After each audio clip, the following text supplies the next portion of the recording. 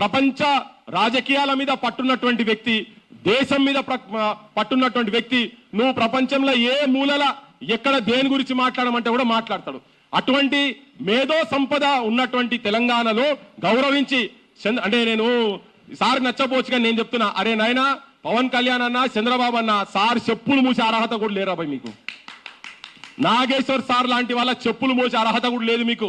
మీరు ఇంకా చాలా ఎక్కడికో పోవాలి. మీరు మీ కాలు ఏంటంటే దోపిడి ఎట్లా చేయాలి, దుర్మార్గం ఎట్లా చేయాలి, మందిని ఎట్లా చంపాలి, మంది కుంపలు ఎట్లా కూల్చాలి, ఇక్కడనే మీరు అక్కడికే పరిమితం అయి ఉన్నారు. మీరు అటువంటి వ్యక్తి మీదనే మీరు బ్రహ్మాస్త్రం వేసేటువంటి ప్రయత్నం చేస్తున్నారు కదా. మీ దుస్సాహసం బంద్ చేయండి. ఇప్పుడు మేము నిన్నగాక మొన్న వెంకట్రామరెడ్డి ఇక్కడే ప్రెస్ క్లబ్ లో పెట్టినాం. తనను ఆల్రెడీ ఒకసారి తప్పుడు కేసులల్లా, ఈ బూట్లు ఇనుప బూట్లు అన్నాం కదా, ఇనుప బూట్లు అంటే పోలీసు వాళ్ళు ఇనుప బూట్లు, ఇంత ముందు కూడా ఇనుప బూట్లతోటే ఈయన తెలంగాణ పల్లెను మొత్తం రక్తసిద్ధం చేసిండు. ఎవరు? నారా చంద్రబాబు నాయుడు. ఇక్కడ కూడా ఒక తప్పుడు కేసుల మీద తీసుకొని పోయి కర్నూలుకు తీసుకుపోయి వెంకట్రామరెడ్డి అని ఒక జర్నలిస్టును ఇటు పక్క ముగ్గురు, ఇటు పక్క ముగ్గురు, సార్ రైట్ తొడ మీద ముగ్గురు, లెఫ్ట్ తొడ మీద ముగ్గురు కూర్చొని ఇట్లా జూలాలు ఊగినట్టు ఊగి 3rd డిగ్రీ టార్చర్ చేసిండ్రు. 3rd degree torture. ఇది ఆంధ్రాలో కూడా మరి యాక్సెప్ట్ చేస్తారని నాకు తెలియదుగా. అంటే గింత దానికి ఒక కానూన్ ఉంటది కదా. ఎవరి కానూన్ అది? ఎవరు రాసుకున్న రాజ్యాంగం? ఏ రాజ్యాంగంలో చెప్పిండ్రు నీ సార్ మీద ఇట్లా జెండాకి పెట్టి దానికి బ్రాండ్ వేస్తాడు ఏమని ఎవరు చెప్పిండ్రు? వెంకట్రామరెడ్డి అట్లా ఒక అనుభవం జరిగిన తర్వాత మేమందరం ఎక్కడో పోయినాం, ఏదో ఇష్యూ మీద పోయినాం, నేను రఘు సీను మేమందరం మీద ఇష్యూ మీద పోతే అక్కడికి ఫోన్ వచ్చింది. మళ్ళా పోలీసు వాళ్ళు వచ్చిండ్రు అన్నా అని ఆ వెంకట్రామరెడ్డి విలేకరిని. అరే ఏమైంది ఏందని చెప్పానంటే ఎఫ్ఐఆర్ లో పెట్టి ఒక బూతు పదం ఎర్ర బుక్కు రాజ్యాంగము అని, ఆ ఎర్ర బుక్కు అనే కాడ ఒక బూతు పదాన్ని యాడ్ చేసి పెట్టిండ్రు.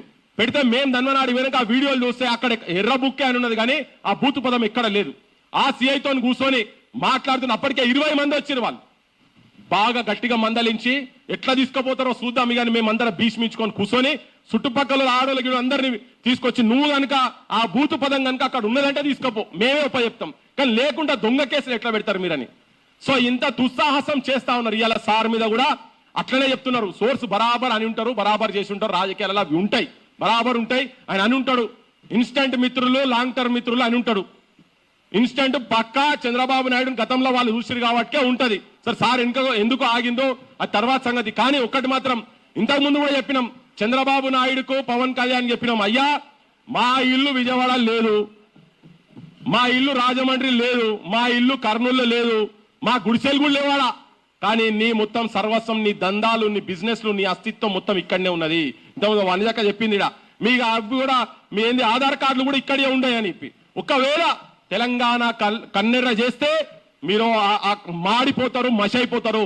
ఇంతకుముందు నేను చెప్పిన పెండతో కొడతాం మిమ్మల్ని, రాళ్లతో కొడతామని చెప్పిన, కానీ ఇప్పుడు చెప్తున్నా మళ్ళా నీ ఇల్లు ముట్టడిచ్చుడు కాదు, నీ అస్తిత్వాన్ని మొత్తం బొంద పెడతాం, ఇక్కడ కాదు అక్కడ కూడా బొంద పెడతామని చెప్పదలుచుకున్నా. మీరు మా జోలికి రాకండి, తెలంగాణ వీణను తట్టి లేపే ప్రయత్నం చేయకండి.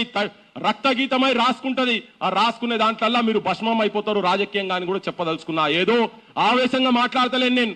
నువ్వు తెలంగాణ పదాన్ని అసెంబ్లీలో కూడా అననీయనోనివి, మేము తెలంగాణ తెచ్చుకొని చూపించినాం ప్రపంచానికి. ఇలా మళ్ళా మీరు అదే వైఖరి కనుక ఉండి మా దగ్గర ఉన్నటువంటి మేధావులను, ఏ మేధావైనా, అది మాడబు శ్రీధరణ కావచ్చు, తన మీద కూడా మధ్యలో కొద్దిగా జరిగింది, అది ఎవరైనా కానీ యాదగిరి గారి మీద కావచ్చు, నాగేశ్వర్ సార్ మీద కావచ్చు, ఇంకెవరి మీదైనా కానీ తెలంగాణ మేధావుల మీద, కంచైలే లాంటి వాళ్ళ మీద కూడా ఏమన్నా ఇంటర్నల్ పంచాయతీలు ఉంటే మా పంచాయతీలు మాకుంటాయి. ఎవరైనా ఇక్కడ మేధో సంపత్తి మీద కనుక దాడి కనుక జరిగితే తస్మాత్ జాగ్రత్త, సంఘటితంగా ఉన్నాం, ఒక్క దగ్గరకు వస్తాం, ఒక్క వేదికల మీద కూర్చుంటాం. రాజకీయ పార్టీలను మీరు మత్పరిచి మాయ చేసి భూములు, జాగాలు, పైసలు ఇచ్చి వాళ్ళని మేనేజ్ చేసినట్టు మమ్మల్ని చేయలేరు. నేను ఇంతకుముందు కూడా చెప్పిన వెలుగు మాటలా, మా సొంటోళ్ళ చెప్పులు కూడా కొనే స్థాయిలో మీరు లేరు, మా చెప్పులు కూడా అమ్మ మీకు అని చెప్పదలుచుకున్నా. మా సంధ్య కదైనా కానీ మా సొంటోళ్ళు ఎవరి కూడా ఉద్యమాలు చేసి ప్రజల పక్షాన నిలబడేటువంటి వాళ్ళవి మమ్మల్ని కొనలేరు. మీరు ఎవరు మీ రాజకీయ వ్యవస్థలో ఉండలేవు. అందుకనే ఇలా ప్రజా పోరాటాలు, ప్రజా సమస్యల మీద కొట్లాడుతున్నటువంటి మా బోటోళ్ళము చాలా బలంగా ఉన్నాం తెలంగాణలో. మీరు సంపద ఒకరిద్దరిని చంపుతారు కావచ్చు, బెల్లులెళ్త లెక్క, గదరన మీద తూటాలు లెక్క మా సొంటోళ్ళని చంపుతారు కావచ్చు, కానీ దాంట్లోకెళ్ళే ఈ భూమిలోకెళ్ళే మళ్ళా పురుడు పోసుకొని కొత్త తరం వస్తుంది, కొత్త నాయకత్వం వస్తుంది. ఇలా ఎవరు అనుకోలే, మా సూర్య కూడా అద్భుతమైన సాహిత్యం రాస్తా ఉన్నాడు, కొత్త ఆలోచనలతో వస్తా ఉన్నారు. చాలా మంది జెన్జీ బ్యాచ్లలో కూడా ఉన్నారు. ఇటువంటి వాళ్ళతోటి ఇలా పాతికే రంగంలో కూడా కొత్త తరం వచ్చింది. మా రానా సొంటోలు కావచ్చు, భానులు కావచ్చు, నాగేష్లు కావచ్చు, రాకేష్లు కావచ్చు, రేపు ఇటువంటి వాళ్ళకు నాతో చెప్పిర్రు అన్న ఒక 2 నిమిషాలు సార్ గురించి, సార్ విని వీడియోస్ విని సార్ను స్ఫూర్తిగా తీసుకొని జర్నలిజం వృత్తిలోకి మేము వచ్చినాము.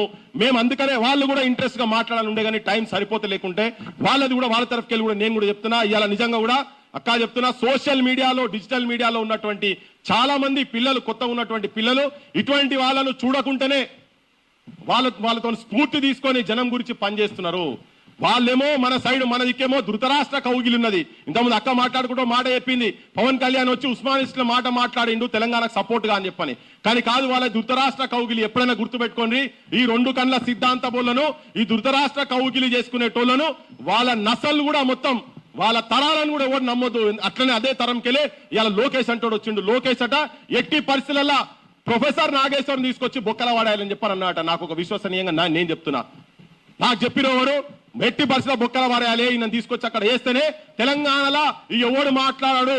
అరే రారా లోకేష్, నువ్వు వస్తావో, నీ సైన్యం వస్తుందో, నీ అయ్య వస్తాడో రాండ్రి, లేకపోతే నీతో ఉన్నటువంటి వాడు పవన్ కళ్యాణ్ వస్తాడో, ఆయనకున్నటువంటి ఈ బూతు పురాణంలో పాండిత్యం పొందినటువంటి నీ సహచరులు కావచ్చు, నీ అనుచరులు కావచ్చు.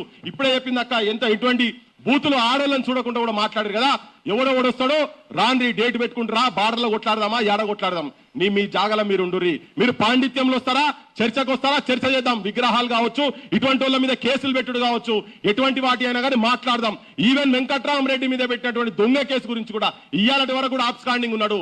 మొన్న కూడా వాళ్ళ ఊరికి పోయినరు, ఇప్పటికీ కుక్కల లెక్క ఎంబడబడుతున్నారు, వాళ్ళు ఆల్ సీషన్ డాగ్స్ లెక్క ఎంబడబడుతున్నారు. అందుకే ముఖ్యమంత్రి అంటున్నా, దొంగ కేసులలో ఇంకా నీ ప్రభుత్వంలో నువ్వు ముఖ్యమంత్రి ఉన్న తర్వాత వాళ్ళు ఎట్లా తిరుగుతారు? ఎందుకంటే నువ్వు కూడా ఒక కావలి కుక్కవును. చంద్రబాబు నాయుడు దగ్గర ఒక కావలి కుక్క రేవంత్ రెడ్డి కాబట్టి ఇప్పటికీ ఆంధ్ర పోలీసు వాళ్ళు వెంకట్రామరెడ్డి అనే జర్నలిస్ట్ గురించి తిరుగుతా ఉన్నారు. మొత్తం ఫోన్లు కుటుంబాన్ని వదిలిపెట్టి ఇవాళకి దాదాపు నెల రోజులు దాటింది. నెల రోజు దాటినా కానీ ఇంకా ఎక్కడ పడితే అక్కడ తిరుగుతా ఉన్నాడు, పాపం తప్పించుకుంటూ తిరుగుతా ఉన్నాడు. కానీ తెలంగాణ ప్రజలు వాళ్ళని గుండెలో పెట్టుకున్నారు. ఇలా అట్లనే నాగేశ్వర్ సార్ను కూడా, నాగేశ్వర్ సార్కు మన బలం అవసరం లేదు తెలియదు, కానీ తెలంగాణ సమాజం మొత్తం మేధో సంపద ఉన్నటువంటి వాళ్ళు మొత్తం భారతదేశంలో మంచి, ప్రపంచంలో మంచి నీతి నిజాయితీ ఉన్న ప్రతి ఒక్కరు ఎవరైనా కానీ సార్ వెంబడి ఉండాల్సిందే. అందుకే మేమందరం మొత్తం ఏకతాటిగా ముక్త కంఠంతో అందరం ఒక్కటయ్యి రేపు సార్ వెంబడి ఉంటాం. బరాబర్ సార్ మీరు కూడా దేనికి వెనుక పోవాల్సిన అవసరం లేదు. మీకే ఆ బలం ఉండొచ్చు, కానీ మీరు ఒక్కసారి అన్న తర్వాత ఇక ఉండండి. మీ ఆలోచన సారే చెప్పిండు, మీది మీకుంటది, మాది మాకుంటదని. నేను సార్ వచ్చే ముందు ఒక మాట చెప్పిన, మీరు మమ్మల్ని ఇన్ని అంటున్నారు కదా, అన్నదమ్ములు లెక్క విడిపోయినాము అని చెప్పని ఒక మీడియా మిత్రుడు అడిగితే సార్ దానికి నేనేమన్నా, మీరు ముఖ్యమంత్రి అంటే నేను ఇక్కడ ఉండి తెలంగాణలో ఉండి నువ్వు ఆంధ్ర గురించి ఎట్లా మాట్లాడతావు అని చెప్పని అడిగితే, మేము కూడా మరి ముఖ్యమంత్రి అయ్యి అక్కడ ఉన్న వాళ్ళు మీకు ఇక్కడ ఇన్లే ఎందుకని చెప్పని నేను అడిగినా, ఉప ముఖ్యమంత్రి నువ్వు అక్కడ ఉన్నావు, నువ్వు ఇక్కడ నీకు ఇన్లేని చెప్పి అడిగినా, నాకు సంస్కారం ఉన్నది కాబట్టి నేను ఆ మాట మాట్లాడలేదు అని అన్నాడు. ఎస్, కానీ మా బట్టలో అక్కడక్కడ అవసరంలో మాట్లాడతాం. ఆ మాట అన్నది నేనే. మీకు ఏం పనిరా ఇక్కడ, శనివారాలు ఆదివారాలు మీకు హైదరాబాద్లో ఏం పనిరా అని చెప్పిన. ఆంధ్రప్రదేశ్ వాళ్ళకి సేవ చేయాలి కదా. ఆ రెండు రోజులు ఇక్కడ ఎందుకు ఉండాలి? వాళ్ళ ఆస్తులు, వాళ్ళ హెరిటేజ్లు, దందాలు నడిపేటందుకు. ఎస్, మేము అంటాం. ఎందుకంటే మేము క్షేత్రస్థాయి పోయినప్పుడు, ఆ ఇంటికాడ పోయినప్పుడు అప్పటికే తీసుకుపోయి 3rd డిగ్రీ టార్చర్ చేసిన తర్వాత, ఆ కుటుంబాన్ని చూసిన తర్వాత మాకు ఆవేశం వస్తుంది. లోపల పోయినప్పుడు ఆవేశం వస్తుంది. చూస్తాం, గ్రౌండ్ లో ఉంటాం కాబట్టి అప్పుడప్పుడు మాట్లాడుతుంటాం. కానీ అయినా కానీ సార్ను కూడా వదలలే కదా. పోనీ మా సొంటల మీద పడ్డారంటే వేరే విషయం, సార్ మీద కూడా అట్లే పడుతున్నారు కదా. క్రాంతి దళానుకొని చెప్పి ఉదయిస్తున్న సూర్యుడు అనుకోని పృథ్వీ గారితోని ఈ మధ్యలో బాగా రెచ్చిపోతున్నాడు.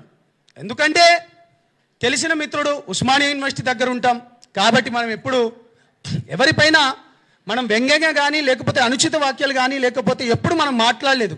తెలిసిన వ్యక్తి కదా అనుకొని ఎప్పుడు మనం మాట్లాడలే. పృథ్వీ బ్రదర్, తెలంగాణ ఉద్యమంలో నా పైన 100 కేసులైనాయి. నేను మహబూబాబాద్ జైలు కావచ్చు, మహబూబ్ నగర్ జైళ్ళలో కావచ్చు 100 కేసులు. జేఏసీ పెట్టినప్పుడు పెడమర్తి రవి జేఏసీలో నేను వైస్ ప్రెసిడెంట్గా, వంగపల్లి శ్రీనివాస్ అన్నతోని నేతృత్వంలో ఉన్నప్పుడు జేఏసీ, స్వతంత్ర జేఏసీ ఏర్పడ్డప్పుడు నేను ప్రెసిడెంట్గా, నా పైన 100 కేసులైనాయి, అనేక ఉద్యమాలు చేసిన అటువంటి నేను నా నాయకుడిని ఇవాళ నువ్వు తిడతా ఉంటే నేను ఎట్లా మాట్లాడతారా? అరే పృథ్వీగా చెప్పురా, నువ్వు ఎన్నిసార్లు రా నేను ఓపిక పట్టాలి? ఏం మనిషివిరా? తెలివి ఉందా లేకపోతే తెలివి లేకుండా మాట్లాడుతున్నావా? ఆ భాష ఏంటిదిరా నీది? నీ భాష ఏంటిదిరా? అరే పవన్ కళ్యాణ్ గారు తెలంగాణ ప్రాంతంలో వరదలు వస్తే అన్న, మీరు జర్నలిస్టులు, మనం ఎటువంటి ఉద్యమాలు చేసినాం మీ అందరికి బాగా తెలుసు అన్న. నేను ఎప్పుడు పర్సనల్గా ఎవరి గురించి నేను పోలేదన్న. మీకు చేతులైతే దండం పెడతాను. మన తెలంగాణ ప్రాంతం గురించి మీ అందరికి తెలిసిందే. ఇవాళ పవన్ కళ్యాణ్ గారు తెలంగాణ ప్రాంతంలో వరదలు వస్తే 2 కోట్ల రూపాయలు 2020లో ఒకసారి వస్తే, 2024లో ఒకసారి వస్తే, అప్పుడు 1 కోటి, దాని తర్వాత 1 కోటి ఇచ్చిండు. దాని తర్వాత కొండగట్టు ప్రాంతంలో 35 కోట్లు ఇచ్చిండు అన్న. మీరు జర్నలిస్టులు అన్న, మీకు తెలుసు. బస్సు యాక్సిడెంట్ అయ్యి 35 మంది చనిపోతే అప్పుడున్న ముఖ్యమంత్రి రాలేదన్న. తెలంగాణ ప్రాంతంలో మనం ఏం కులాలున్నా కానీ మనకి ఈ ప్రాంతంకున్న గడ్డ. ఈ వ్యక్తి ఎప్పుడైనా వ్యక్తిగత హననానికి పాల్పడ్డా? పర్సనల్ విషయాలపైన ఎప్పుడైనా పోయిందా? నువ్వు చెప్పురా పృథ్వీ. పాషం యాదగిరి అన్న, నీ దగ్గర కూడా వస్తా. బక్కా జడ్చాన్, తులసి అక్క గురించి అయితే ఇంటర్నేషనల్ ఆమె మాట్లాడాలి. నా నాయకుని పైన మీరు ఈ విధంగా మాట్లాడుతారా? మనం కొట్లాడతాం. తెలంగాణ రాష్ట్రం ఏర్పడిన తర్వాత నువ్వు పవన్ కళ్యాణ్ వల్లనే అంటున్నారు కదా మీరందరూ. మీరు నన్ను అడగండి అన్న క్వశ్చన్లు. నేరేళ్ల ఘటన జరిగింది. దళిత బిడ్డలను ఇసుక మాఫియా చేసి తీసుకుపోయి చంపివేసి అన్న, వాళ్ళని ఎట్లా కొట్టింది సార్? 3rd degree చేసిండ్రన్న. ఇప్పటికి వాళ్ళు మొత్తుకుంటున్నారు. వాళ్ళ కింద వెళ్ళి 3rd డిగ్రీ చేసి అప్పుడున్న ఎస్ఐ ఎస్పీలు కొట్టిండన్నారు. ఏం దానిపైన ఏమో మాట్లాడలే. నేను మాట్లాడిన జనసేన నుంచి. నేను జనసేన జెండా ఎప్పుడైతే కప్పుకున్నానో నేను మాట్లాడినా. నేరేళ్ల ఘటన పైన నేను మాట్లాడినా. ఇవాళ పేదల భూములు, ఎస్సీ ఎస్టీ బీసీల భూములు ఆడ ఫార్మాసిటీ పేరుతోని, గత ప్రభుత్వం ఫార్మాసిటీ, ఇప్పుడున్న ఫ్యూచర్ సిటీ అని చెప్పి ఆ లంబాడి, ఆ బీసీ బిడ్డలై, యాదవ గౌడ బిడ్డలై, లేకపోతే మాదిగా మాల బిడ్డలై భూములు లాక్కపోతా అంటే ఏడపన్నవరా పృథ్వీ? మాట్లాడదాం. లగచర్ల విషయంలల్లా బేడీలేసి ఆ భూములను కూడా రైతులను బేడీలేసి సంగారెడ్డి జైల్లోకి తీసుకపోతే మేం మాట్లాడినాం రా భయ్. మేం కొట్లాడినాం. ప్రజా సమస్యల పైన పోరాడుతున్న వామనరావు కేసు మీ అందరికీ తెలిసే ఉంటుంది. ఒక లాయర్ని పట్టపగలు చంపివేసిండ్రు ప్రజా సమస్యల పైన మాట్లాడితే. భూపాలపల్లి దగ్గర, ఇక్కడ గోదావరికని సైడ్, అటు సైడ్ మాట్లాడినారా నువ్వు? నేను మాట్లాడినా చెప్తున్నాం కదా. ఖమ్మం మిర్చి రైతుల గురించి సరైన మద్దతు ఇవ్వలేదంటే జనసేన పార్టీలోకి వచ్చి మేం మాట్లాడినాం. ఇంటర్మీడియట్ విద్యార్థులు 23 మంది చనిపోయి అప్పుడున్న గ్లోబరీన సంస్థకి ఇచ్చిండని చెప్పి ఈ తెలంగాణ బిడ్డలు చనిపోతే, ఇగో ఇక్కడున్న శంకర్ గౌడ్ గారు, నేను, తమ్ముడు రెడ్డి, దాని తర్వాత మన మిత్రులు ఇక్కడ ఉన్న వాళ్ళందరూ, స్టేజ్ మీద ఉన్న వాళ్ళందరం మేము కొట్లాడినాం. మేమేమైనా చెప్తున్నామా? ప్రజా సమస్యల పైన, భూముల పైన కావచ్చు, సంక్షేమ పథకాల పైన కావచ్చు, మేము కొట్లాడుతున్నాం, మేము మాట్లాడుతున్నాం. మీడియా మిత్రులందరికీ చేతులెత్తి దండం పెడుతున్నా. నేను ఒక మాట చెప్పదలుచుకున్నా. పవన్ కళ్యాణ్ గారి పైన ఇవాళ ఇంత ఎందుకు చేస్తున్నారంటే, హిందూ ధర్మం పైన మాట్లాడడమే చేసిన తప్ప పవన్ కళ్యాణ్ గారు. హిందూ ధర్మం పైన పవన్ కళ్యాణ్ గారు మాట్లాడడం చేసిన తప్ప, దేశం గురించి, ధర్మం గురించి మాట్లాడుతుంటే అవాకులు చవాకులు పేల్చడం మీ తప్ప. నిన్న మీడియా వాళ్ళు మీరందరూ ఉన్నారు కదా, వీళ్ళందరూ లెఫ్ట్ వింగ్ కాదా? తులసి చందు ఎప్పటికీ మాట్లాడదు. దాని తర్వాత నాగేశ్వరరావు ఎటువంటి బేవజాలు మీరు చూడండి అన్న. మీరు నాకు ఏ క్వశ్చన్లు అయినా వేయండి, నేను మాట్లాడతా.